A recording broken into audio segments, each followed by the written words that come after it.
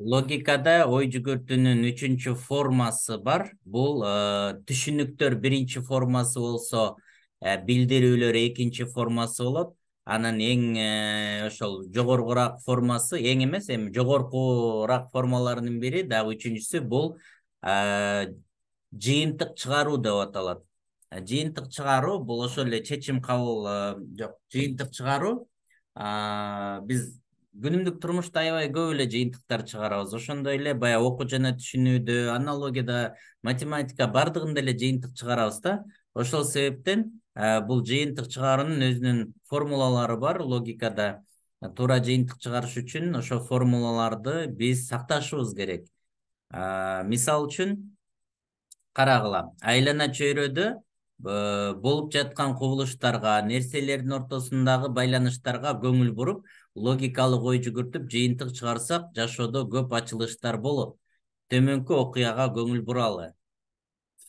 Игназ Филипп Земельвейс өзүнүн ачылышын 19-кылымдын орто ченинде микроорганизмдер теориясы иштелип чыга электе жана Луи Пастер оорулардын микроорганизмдерден келип чыгышы мүмкүн экенин далилденге чейин жасаган. Кандай ал ачылыш, көрөлү. Игназ Филипп Земельвейс Венадагы жалпы ооруканада иштеген жана оорукананын бөлүмдөрүнүн биринде дарыланган төрөт учурундагы аялдардын өлүмүнүн жогорку деңгээлде болгонуна абдан тынчсызданган. Бул окуяны эми мындай кыскача эле айтып берсем, мындай болгон да. Ошол көңүл буруп калат экен да, что баягы бир ооруканада баягы врачтар өлгөн кишилерди операция кылган хирургтар барго, ошолор дагы берки төрөп аткан аялдарды келип карачу экен. Анан ошондой эле ар жакта медсестралар бар болчу экен, өзүнчө бөлүм. Ал жактан дагы медсестралар келип карачу экен. Анан ошондо медсестралар өзүнчө башка аялдардын тобун, то есть төрөгөн, беркилер башка тобун карачу экен. Анан ошол операция кылган баягы врачтар, өлүктөрдү операция кылгандар врачтар караган аялдардын арасында өлүмдүн саны көп болгон экен. Ошол себептен ал ушул Земельвейс деген мындай гипотеза чыгарат экен да. Ушул баягы микробтор белгисиз болчу экен да ошол мезгилде, анан гипотеза чыгарат экен, что ушул өлүктөрдөн өлгөн адамдарды операция кылганда демек бир уу жугуп калат окшойт. Ошол уу берки аялдарга жугуп атат врачтар аркылуу, анан хирургтар аркылуу. Ошол себептен өлүм көп болуп атат го деп жыйынтык чыгарып гипотеза кылат экен дагы. Анан ал эксперимент жүргүзөт экен. Гипотеза деген ошо экспериментти талап кылган бир божомол да, аны текшерсе болот дайыма. Анан ошол айтат экен, бардык адамдар баягы, то есть колду жууш керек. Колду атайын жанагы перекись водорода деп коет, ошого мындай колду жууп, ошо операция кылгандан кийин да анан баягы төрөттөгү аялдарды караш керек деген эксперимент кылат экен, ушундай кылыш керек деп. Анан аябай таң калыштуу болгону, что колду жууп анан врачтар карай баштаганда кадимкидей өлүмдүн саны азаят экен. Анан бирок ошондо демек колду жууп койсо эле баягы колду жууса уу кетип атат деп, анан значит колду жууш керек деп анан ошо Земельвейс сунуштаган экен. Бирок ошол убакта адамдар, врачтар колду жуучу эмес экен да, баягы операция кылат, эмне кылат, бирок колдорун жуучу эмес экен такырчы. Анан кантип эле бир колду жууп койсо ошол эме болсун, мындай ушундай өлүмгө таасир берсин деп анан кабыл албай коюшат экен ошол маалдачы. Бирок андан бир 20 жылдар өткөндөн кийин ошо Луи Пастер деген микробтор бар, микроорганизмдер бар деп чыгарган экен да. Ошол кийинчерээк анан сөзсүз болуп колду жуу практикага кирген экен да. Көрдүңбү, бул жерде мына Земельвейсти байкоолорун төмөнкүчө кыскартып койсок болот да. Өлүктөрдү операция кылган врачтар караган төрөттөгү аялдардын көбү өлөт. Бул биринчи билдирүү. Өлүктөрдү операция кылбаган, алар менен контактта болбогон акушеркалар караган төрөттөгү аялдардын көбү соо. Демек, бул жерде балким деп жыйынтык чыгарып атат да, гипотеза болгон үчүн балким деген жыйынтык чыгылат да. Өлүктөрдү операция кылган врачтар белгисиз уу жугузуп жатышат. Ушундай гипотеза. Бул жерде буларды биз карайбыз.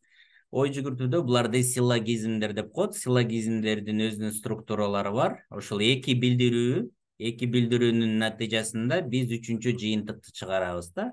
Бул жерде эми балким деген жыйынтык аркылуу келип атат. Эми кара силлогизмдер тууралуу бир аздан кийин карайбыз. Практикум. Эми балдар мындай практикум бар. Силер эки сүйлөмдү окуйсуңар. Эки сүйлөмдү окугандан кийин жыйынтыкты өзүңөр чыгарышыңар керек. Мисал үчүн биринчи мына өзүңөр жазсаңар болот. Чөп жегичтердин бардыгы өсүмдүктөр менен тамактанышат дейт. Экинчи, бардык жолборстор өсүмдүктөр менен тамактанбайт. Ушундай эки билдирүү болсо, демек биз кандай жыйынтык чыгара алабыз? Силлогизмдер менен кенен таанышардан мурун биз өзүбүз алгач жыйынтык чыгарып көрүшүбүз керек. Анан биздин логикалык чыгарган жыйынтыгыбыз, өзүбүздүн ой жүгүртүүбүз аркылуу чыгарган жыйынтыктар канчалык деңгээлде чындыкка жакын болот экен?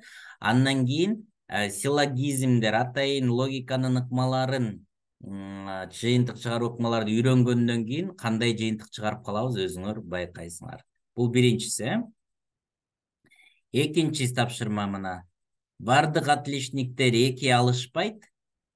Менин досум отличник эмес. Демек, кандай жыйынтык болот? Дептер алып, өзүңөр жыйынтык жазгыла. Үчүнчүсү. Бардык балыктар сууда сүзөт. Бардык киттер да сууда сүзөт. Демек, могу стрелканы демек деп түшүнө берсеңер болот, балдар. Демек, кандай жыйынтык болот анда? Аны дагы чыгарабыз, Кийинки, каалаган металлды алган болсок, ал изолятор эмес, суу бул металл эмес. Анда бул жака жыйынтык чыгарабыз. Ошондой эле, бир дагы курт кумурска куш эмес, бардык бал арылар булар курт кумурскалар дейт. Анда жыйынтык кандай болот? Кийинки, бардык олтургучтар мебелге кирет, бардык шкафтар олтургуч эмес дейт, Буларды дагы жыйынтыктарды жазасыңар. Андан кийин, мыйзамдарды адамдар ойлоп табат. Дүйнөлүк тартылуу күчү бул мыйзам. Демек, анда жыйынтыкты жазышыбыз керек. Бардык адамдар өлөт, бардык жаныбарлар адам эмес.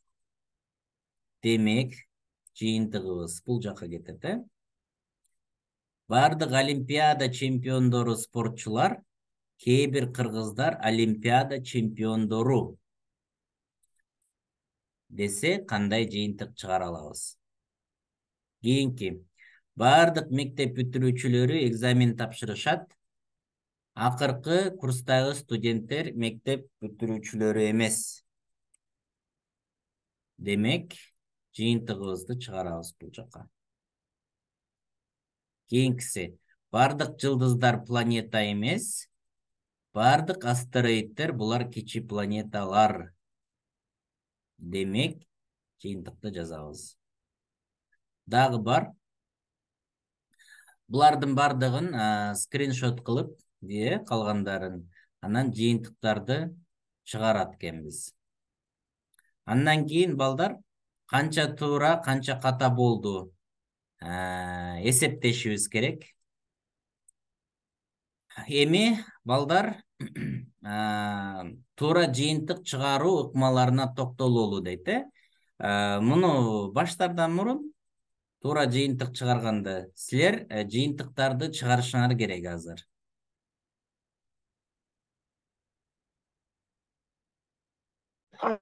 Бул жактан билдирүүлөрдөнчү биринчи, чөп жегичтердин бардыгы өсүмдүктөр менен тамактанат, бардык жолборстор өсүмдүктөр менен тамактанат дегенде карама каршы болуп калабы?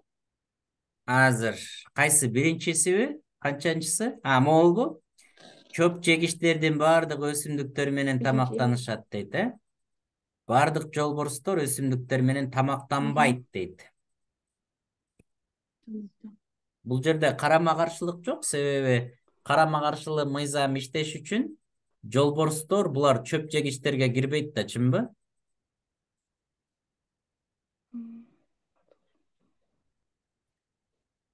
Ошондо мына могул жер экөөнүн бул силлогизм деген структуралар болот. Бул мисалы үчүн биринчи билдирүү менен экинчи билдирүү. Экөөнүн баяндоочу окшош болуп калат да, көрдүңөрбү? Ушундай структура бар да. Эгерде экөөнүн баяндоочу окшош болуп калса, силлогизмде ушундай эреже бар да, бирөөсү сөзсүз терс болуш керек да.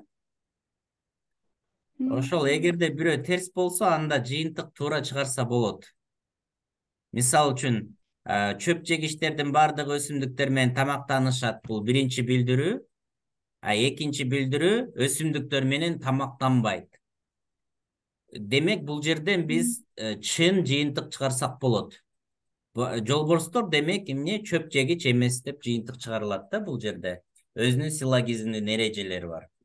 Анда азыр мен толугу менен эле силлогизмдин эрежелерин жана фигуралары менен тааныштырып берейин, анан бул тапшырмаларды чечүүдө оңой болот. Ошондой эле ой жүгүртүүдө дагы көп эле биз күнүмдүк турмушта ушуга окшош каталар көп кетирилет да, ошолорду оңой эле байкап калабыз. Азыр мен көрсөтөйүн. Так. Силлогизмдердин эрежелерин карайлы. Мисалы,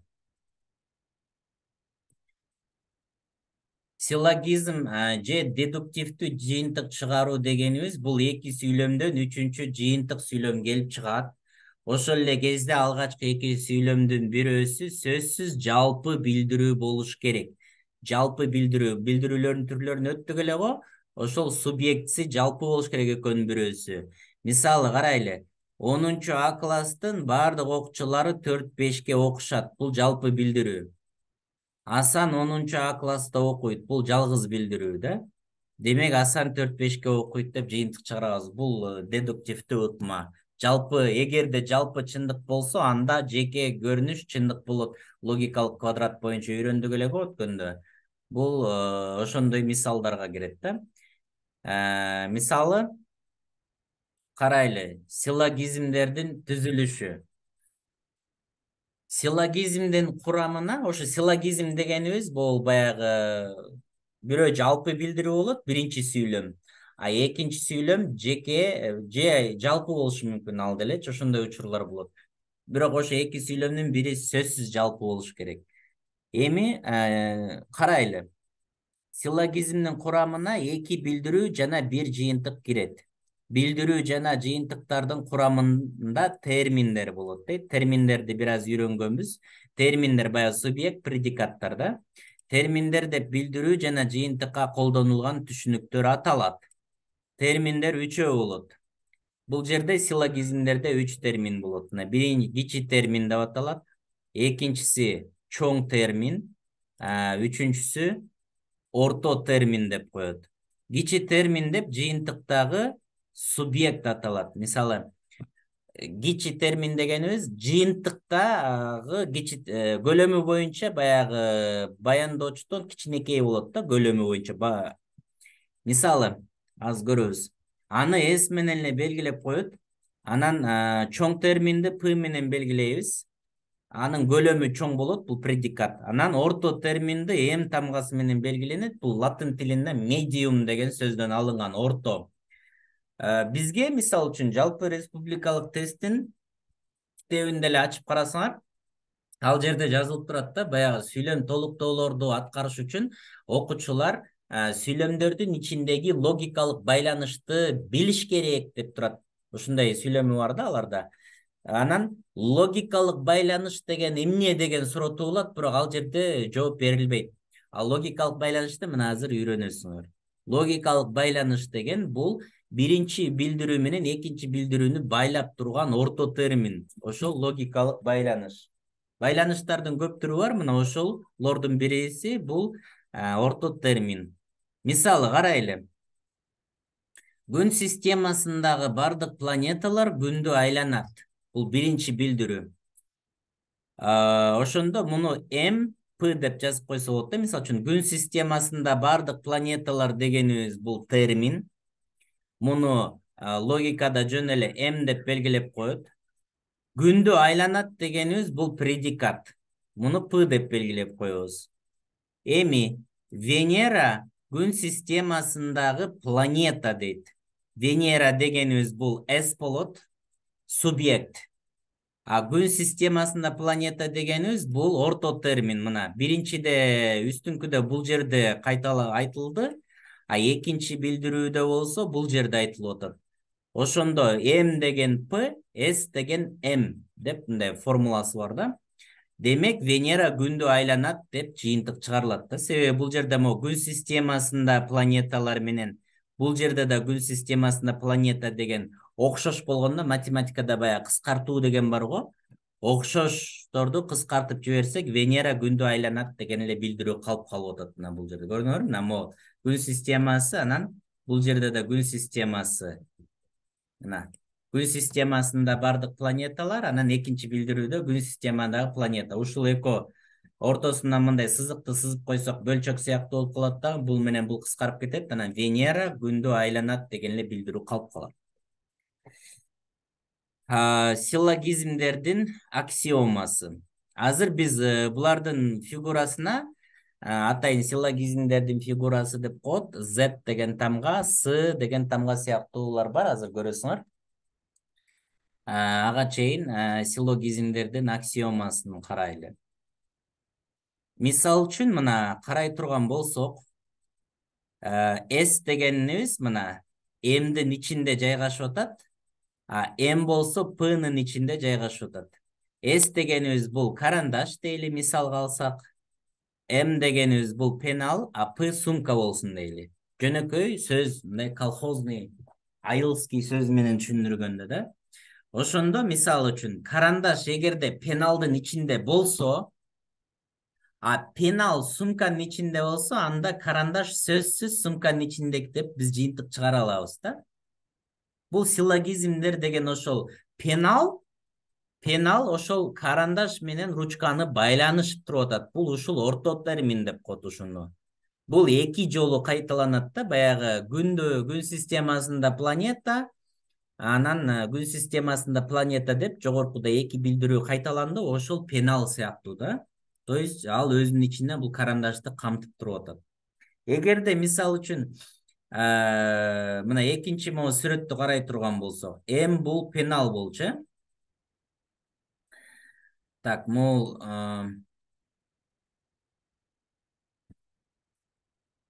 так. Могул жерде S, могул жер P деп жазылып турбайбы, ушул S болот. Муну оңдоп коюшум керек экен. Эгерде мына карандаш пеналдын ичинде болсо, бирок пенал сумкада эмес болсо, анда карандаш дагы сумкада эмес деп жыйынтык чыгара алабыз. Бул мындай жөнөкөй тил менен айтканда. Силлогизмдердин бардыгы ушул структура менен иштейт экен. Силлогизмдердин биринчи эрежелерин жазып алалы эми. Эрежелерди билсек, анан жанагы жогоруда мен келтирген мисалдардын бардыгын эрежелерге сала турган болсок, оңой эле билинип калат да. Силлогизмдин жыйынтыктары чын болуш үчүн эки шартты аткарышыбыз керек. Биринчи шарт, билдирүүлөр чын болуш керек. Ошо биринчи билдирүү, анан экинчи билдирүү экөө тең чындык болуш керек да. Демек, эки чындык болсо, ошондон үчүнчү чындыкты биз чыгара алабыз. Анан экинчи, ой жүгүртүүнүн мыйзамдарын туура колдонсок. Ой жүгүртүүдө биз барабардык мыйзамы бар, карама каршылык мыйзамы бар. Ушул мыйзамдарды биз туура колдонушубуз керек да. Ушул эки шартка жооп берген силлогизмдер жашоодогу нерселердин байланыш катыштарын туура чагылдырып, келип чыккан жыйынтык өз кезегинде мыйзам ченемдүү болот. Ошондо биз ой жүгүртүүбүз мыйзам ченемдүү, мыйзам ченемдүүлүктөргө таянып ой жүгүртүп атабыз деген сөздө чындыкты таба алабыз. Биринчи эрежени жазалы.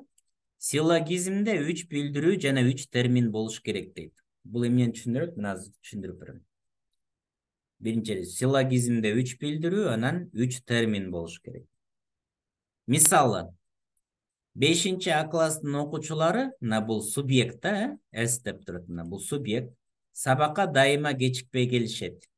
Сабакка дайыма кечикпей келишет дегенибиз предикат болот. Мен, бул мына субъект, нефтегаз факультетине тапшырам. Нефтегаз факультетине тапшырам дегенибиз предикат болот, баяндоочу. Эми бул жерде биринчи эреже бузулуп атат. Себеби бул жерде үч билдирүү эмес, мисалы үчүн, то есть терминдерди билдирүүлөрдүн саны 2, а бирок эмне болуп атат? Бул жерде терминдердин саны 4 болуп калып атат да. Мен 5 А класстын окуучулары деген бир термин, сабакка дайыма кечикпей келишет деген бул экинчи термин, мен деген бул үчүнчү термин, анан нефтегаз факультетине тапшырам деген бул 4-чү термин болуп калып атат да. То есть 3 термин болуш керек дейли, 3 билдирүүнү алып салайын. Силлогизмде 3 термин болуш керек. Бул жерде 4 термин, ошол себептен биз жыйынтык чыгара албайбыз. 2 билдирүү, демек, байланышпаса, анда биз жыйынтык чыгара албайбыз. Ошол себептен баягы мындай макалаларды деле окусаңар, ушундай бири-бири менен байланышпаган билдирүүлөр көп болуп калат да, логиканын эрежелерине баш ийбей жыйынтык чыгара албайсың. Бир тезистин аркасынан экинчи тезис, үчүнчү тезистерди айтылып эле кете берет, анан жыйынтык чыгаруу болбойт. А логиканын эрежесине байланыш болуш үчүн анда бул экөө байланышып туруш керек. Анан экөөнүн үчүнчү жыйынтык чыгарыш керек, анан жыйынтык менен дагы кийинки билдирүүнү байлап кетсе болот да. А могул экөөнү уже биз байлай албайбыз. Кээ бир учурларда көп маанилүү сөздөр болуп калышы мүмкүн дейт. Ошол мисалы могу жерде уже башка маанидеги эле терминдер колдонулду, а кээ бир учурларда 3 термин сыяктуу мындай ортодогу логикалык байланышы бардай көрүнөт, бирок терминдер 4 болуп калат. Мисалы, шарик асманга учканда балдар аябай кубанычты дейт. Бул жерде шарикти эми биз баягы үйлөгөн шарикти түшүнүп атабыз да. Анан менин итим бул шарик дейт. Шарик десе анда иттин аты деле шарик болушу мүмкүн да. Ошондо бул жерде шарик деген сөз көп маанилүү болуп калып атат да. Бул жерден биз жыйынтык чыгара албайбыз. Барабардык мыйзамы бузулуп атат бул жерде. Ошондо менин итим асманга учканда балдар аябай кубанычты деген жыйынтык чыгарып койсок деле болот. Бирок ошол эле учурда шарик бул итпи же бул эмне экени бизге белгисиз. Барабардык мыйзамы сакталган эмес. Ошондо бул жерде терминдин саны 4 болуп калат. Экинчи эреже. Орто термин жок дегенде бир билдирүүдө толук көлөмдө каралыш керек. Биз мурунку билдирүүлөрдө өткөндө караганбыз, бөлүштүрүлгөн эмес дегендерди карадык эле го. Мына ушул жерде керек болот. Орто термин дегенибиз жок дегенде бир билдирүүдө толук көлөмдө алыныш керек экен. Мисалы, кашалоттор сууда сүзөт дейт. Адамдар деле сууда сүзөт. Мына ошондо сууда сүзөт деген термин биринчи билдирүүдө толук көлөмдө алынган жок. Адамдар деле кээде сууда сүзөт дейт, сууда сүзөт экинчиде дагы толук көлөмдө алынган жок. Демек, бул жерден биз жыйынтык чыгара албайбыз. Демек, кээ бир адамдар булар кашалоттор, кээ бир кашалоттор адамдар деп кое албайбыз да биз. Бул жерде биз тажрыйбанын негизинде билебиз да адамдар кашалот эмес экенин. Бирок эгерде бул химия илиминен же биология илиминен башка биз түшүнбөгөн терминдер могул адам менен кашалоттун ордуна колдонулуп кала турган болсо, биз жаңылыш жыйынтыкты оңой эле чыгарып коебуз да, эгерде логиканын эрежесин билбесек. Бул жерде биздин тажрыйбанын негизинде биз могул экөөнүн кашалоттор сууда кээ бир кашалоттор сууда сүзөт десе күлкүлүү болуп калганы көрүнөт. Тажрыйбанын гана негизинде. А биз жашоодо анчалык көп нерсеге тажрыйбабыз жете бербейт да.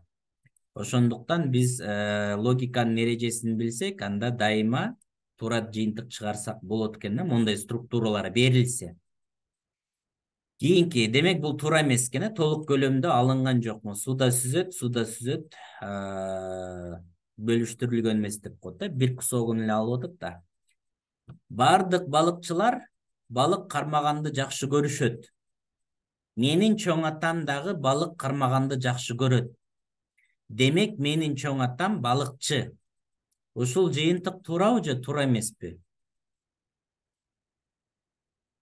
Кана Рыскүл айтып көрчү.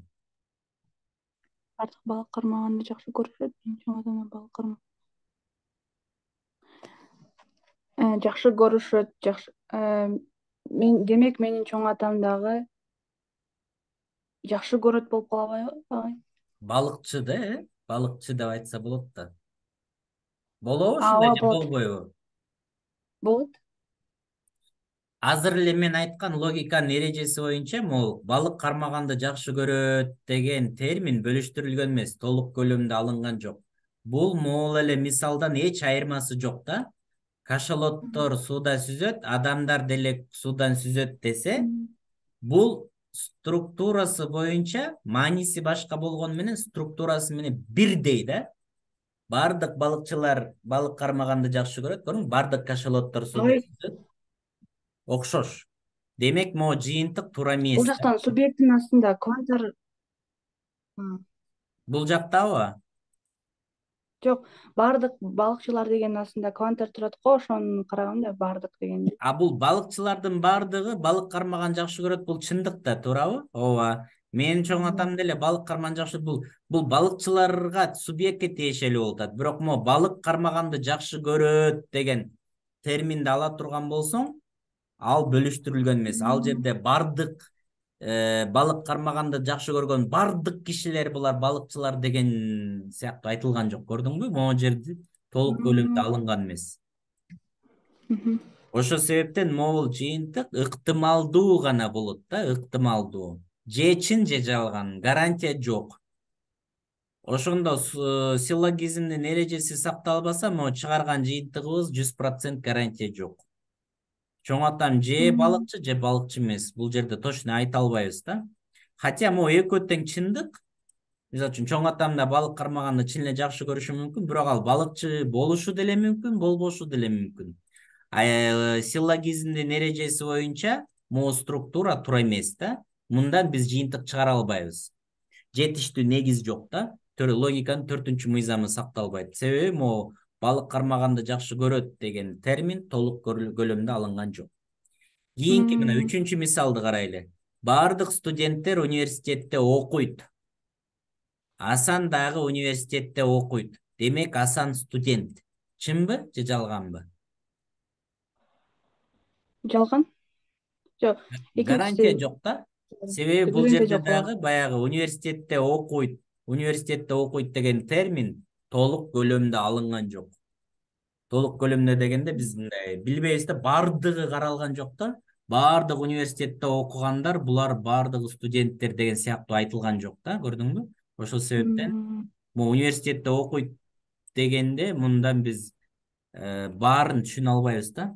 Университетте ар кандайлар окушу мүмкүн. Студент эмес, башкалар деле окуп калышы мүмкүн. Кээде окуучулар деле университетте баягы подготовительный факультетте даярданып калышы мүмкүн да. Алар студент боло элек да. Көрдүңбү? Ушундай дагы ситуация бар. Мисалы үчүн Асан жөн эле университетке бир мугалимге жеке сабакка жазылып алып эле жөн эле андан сабак алышы да мүмкүн да. Университетке барып окуп атат да, көрдүңбү? Ошондуктан могул жыйынтык туура эмес. 4-мисал, бардык китептерде барактар бар, бардык журналдарда да барактар бар дейт. Демек, журналдар деген китептер десек, бул дагы туура эмес болуп калат. Себеби барактар бар деген толук көлөмдө каралган жок. Так, эрежелерди мен эми тез-тезден айтып берейин, анан үй тапшырманы аткарганга бул эме болот, 3-эреже, жыйынтыктагы терминдердин көлөмү билдирүүдөгү терминдердин көлөмүнө барабар болуш керек дейт. Барабардык мыйзам сакталыш керек да. Эгерде бул эреже бузулса, барабардык мыйзамы бузулат. Мисалы, бардык металлдар электр тогун өткөрөт дейт. Суутек бул металл эмес. Демек, суутек электр тогун өткөрбөйт дейт. Бул жерде тогун өткөрөт деген термин толук көлөмдө алынган эмес. Ал эми тангыч болгондо дайыма толук көлөмдө алынып калат дейт да. Суутек ток өткөрбөйт деп айта албайбыз да. Себеби бул жерде жыйынтыкта термин могул билдирүүдөгү терминге барабар эмес да. Ток өткөрөт менен ток өткөрбөйт дегенде карай турган болсок, ток өткөрбөйт деген толук көлөмдө алынып атат да. Ошол себептен бул туура эмес болуп калат. Мисалы, мына химия илими боюнча билимибиз жок болгондуктан жогоруда жыйынтык чынбы же жалганбы бир тарапты айтыш кыйын, бирок барабардык мыйзамын бузган логикалык ката бар. Электр тогун өткөрөт деген түшүнүк биринчи билдирүүдө толук көлөмдө айтылган жок. Ошо менен түшүндүргөн нерселер эле. Ал эми бөлүштүрүлгөн эмес, ал эми жыйынтыкта болсо тогун өткөрбөйт деген термин толук көлөмдө алынган дейт. Таңгыч түшүнүктөр толук көлөмдө болот ар дайым. Так, кийинки 4-нчү эрежеге өтөлү. Экинчи мисалды дагы видеону токтотуп көрүп алсаңар болот. Анан 4-нчү эреже. Эки терс билдирүүдөн жыйынтык чыгаруу мүмкүн эмес. Кызыл балык уча албайт, учактар кызыл балык эмес деп койсо, экөө тең таңгыч. Демек деп биз эч кандай жыйынтык чыгара албайбыз. Эки терс билдирүүдөн жыйынтык чыгарса болбойт. 5-нчи эреже. Эгерде эки билдирүүнүн бирөөсү терс болсо, анда жыйынтык дагы терс болуш керек. Ошондо биз эки сүйлөмүбүз бар, эки сүйлөмдүн бири терс болсо, анда жыйынтык сөзсүз терс болот экен. Мисал, бардык розалар гүлдөр, кээ бир гүлдөр кызыл эмес десе, демек кээ бир розалар кызыл эмес деп жыйынтык чыгарышыбыз керек. 6-нчы эреже. Эгерде эки билдирүүнүн бирөө жеке болсо, анда жыйынтык дагы жеке болуш керек. Мисал, бардык каргалар куштар, кээ бир куштар жырткычтар десек, демек кээ бир каргалар жырткычтар деп жыйынтык чыгара алат экенбиз. То есть бардык каргалар жырткыч деп айта албайбыз да. Карганын да көп түрлөрү бар, анан ол жыйынтык, то есть билдирүүнүн бирөөсү кээ бир деген кванттар менен башталып калса, анда жыйынтык дагы кээ бир болуп калыш керек экен. 7-нчи эреже. Эки жеке билдирүүдөн эч кандай жыйынтык чыгара албайбыз. Мисалы, кээ бир окуучулар отличниктер, кээ бир окуучулар 5-нчи класстар десек, эч кандай жыйынтык чыгара албайбыз. Себеби экөө тең, кээ бир болуп калды. Жыйынтыгыбыз чын же жалган болуп, гарантиясы жок болуп калат да чыгарган жыйынтыгыбыз. Ошон үчүн жетиштүү негиз жок болот, жыйынтык чыгара албайт экенбиз.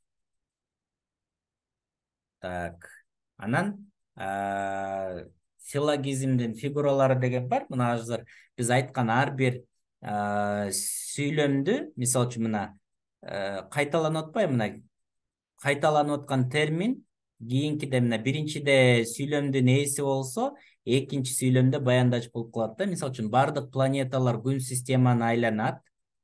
Венера бул планета десек, мына ошондо планета деген логикалык байланыш мына Z түрүндө болот экен. Мына биринчи орто термин мына Z. Экинчи учурда мына баяндоочубуз окшош болуп калды го. Ошондо мындай тескери сы сыяктуу да. Мисалы үчүн адамдар там өлөт, жаныбарлар дагы өлөт десек, экөө тең ММ болуп атат да. Мына баяндоочу окшош. Баяндоочу окшош. Анан үчүнчү фигурасы бар силлогизмде. Бул жерде экөөнүн тең ээси окшош болот. Биринчи билдирүүнүдө мына бардык карышкырлар жырткычтар, бардык карышкырлар сүт эмүүчүлөр. Ошондо эки билдирүүдө тең карышкыр деген сөз кайталанып атат. Сүйлөмдүн ээси, баягы билдирүүнүн ээси болуп атат. Анан 4-нчү фигурасы бар. Бул жерде биринчи билдирүүнүн баяндоочу, экинчи билдирүүнүн ээси болуп калат да, мына ушундай. Эми бул ар бир фигуранын өзүнүн эрежелери бар. Аны биз уже эртеңки сабакта өтөбүз. Мен муну азыр бир серле тааныштырып койдум. Пока биз бүгүн могул өткөн 7 эреже аркылуу мен жана сабактын башында берген бир 10-15ке жакын билдирүүлөрдү анализдеп, өзүбүз туура жыйынтык чыгарабыз. Үй тапшырма ошондой.